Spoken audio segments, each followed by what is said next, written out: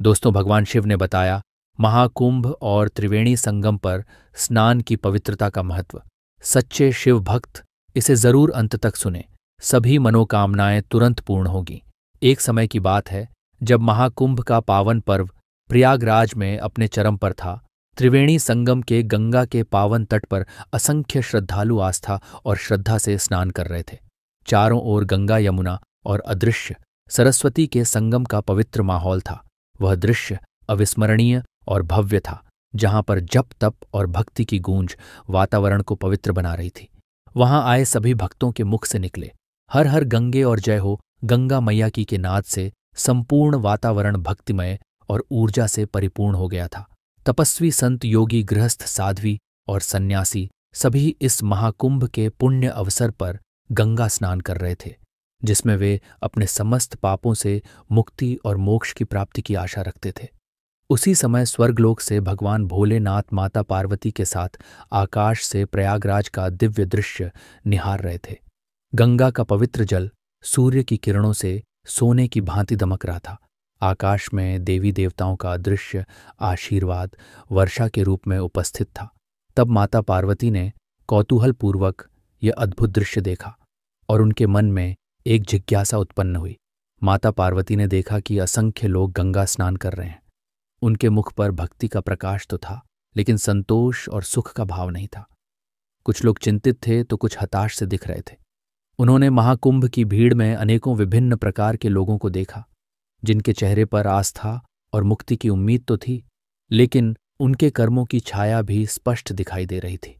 उन्होंने उन महिलाओं को भी देखा जिन्होंने अपने परिवार के प्रति अपने कर्तव्यों को त्याग कर अपने पति के अलावा पराये पुरुषों से अवैध संबंध बनाए थे। उनके चेहरे पर एक विचित्र संयम और आशा थी, मानो गंगा के पवित्र जल में स्नान करते ही उनके जीवन के सारे दोष धुल जाएंगे। वहीं कुछ वृद्ध पुरुष भी थे जो अपनी संपत्ति और स्वार्थ के लिए अपने ही परिवार को सताते रहे। वे भी उस पावन संगम पर इस उम्मीद में आए थे कि एक डुबकी उनके पापों का भार हल्का कर देगी मां। पार्वती ने उन धोखेबाज व्यापारियों और भ्रष्ट अधिकारियों को भी देखा, जिन्होंने अपनी लालच और अनैतिक साधनों से आजीवन गरीबों तथा लाचार को ठगा था। उनके भी मन में यह धारणा थी कि गंगा में स्नान करके वे अपने किए गए हर अन्याय और दुष्कर्म से मुक्त हो जाएंगे। उसी भीड़ में एक युवा वर्ग भी था, जिन्होंने नए जमाने और कलयुग के चलते अपनी नैतिकता और मर्यादा को भुला दिया था। वे अपने दुष्कर्मों और दिशाहीन जीवन को सही दिशा देने की बजाय गंगा के जल में समाधान खोज रहे थे। उन्होंने देखा कि कुछ लोग जो समाज में ईर्ष्या, घृणा और हिंसा को बढ़ावा देते रहे थे, तो कुछ चोरी करने के उद्देश्य से, तो कुछ व्यापार करने के उद्देश्य से वे सभी उस स्थान पर पवित्रता का आभास लेकर पहुंचे थे। दोस्तों, मां पार्वती ने यहां तक देखा कि कुछ लोग जो अपने पड़ोसियों से ईर्ष्या रखते थे, दूसरों की संपत्ति और अधिकारों पर लालच से नजर गड़ाए हुए थे, वे भी इस भीड़ का हिस्सा थे। वे मानते थे कि गंगा का स्पर्श उनकी आत्मा की शुद्धि कर देगा।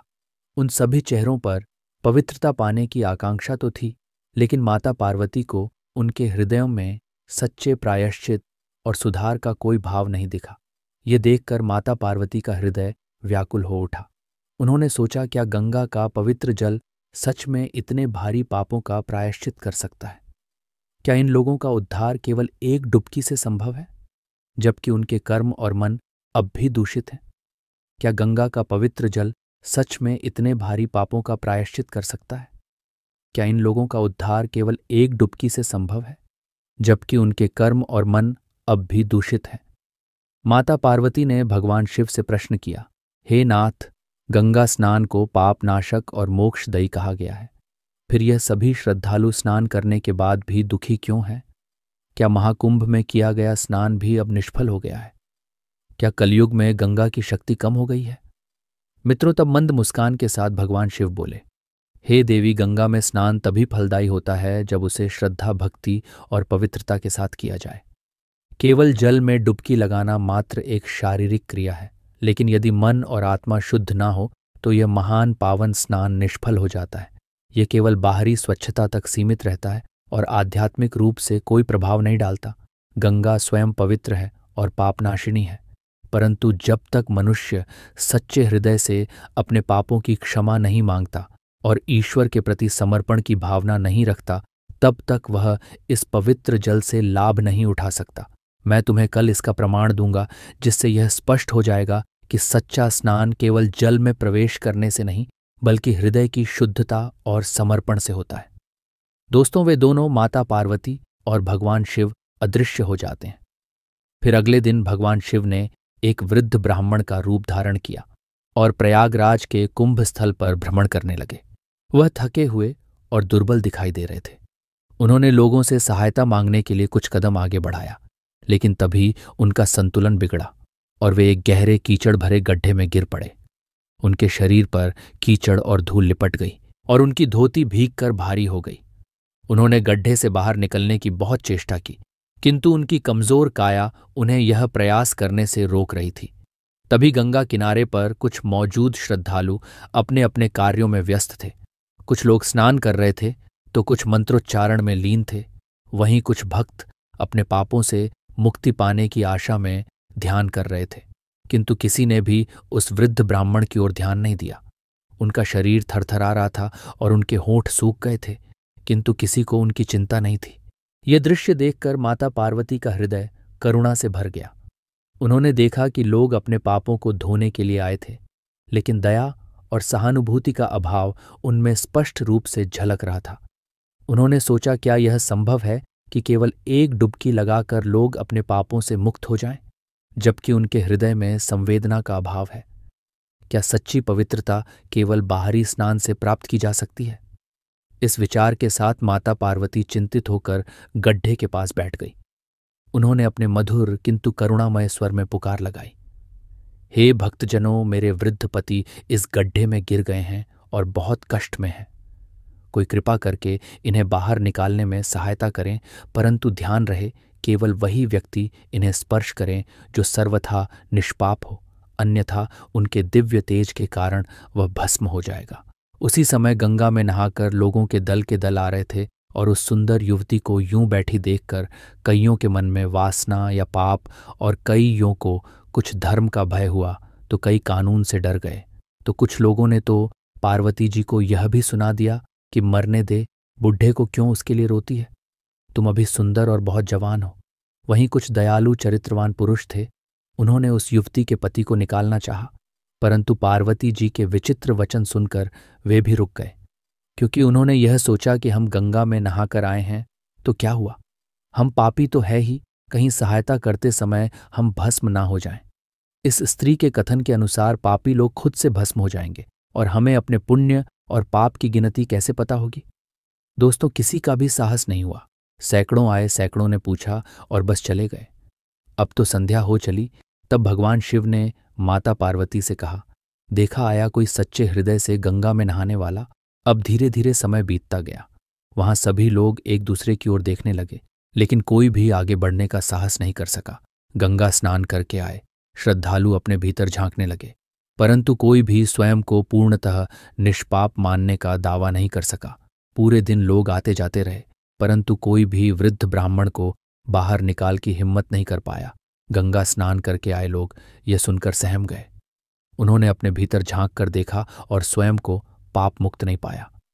कोई भी वृद्ध ब्राह्मण को छूने का साहस न कर सका। दिन भर भीड़ आती जाती रही, परंतु कोई आगे नहीं बढ़ा। फिर संध्या होने पर एक युवा ब्राह्मण आया, जो अभी अभी गंगा स्नान करके मंदिर की ओर जा रहा था। उसने माता पार्वती की पुकार सुनी और तत्काल वृद्ध ब्राह्मण को से बाहर निकालने के लिए बढ़ा।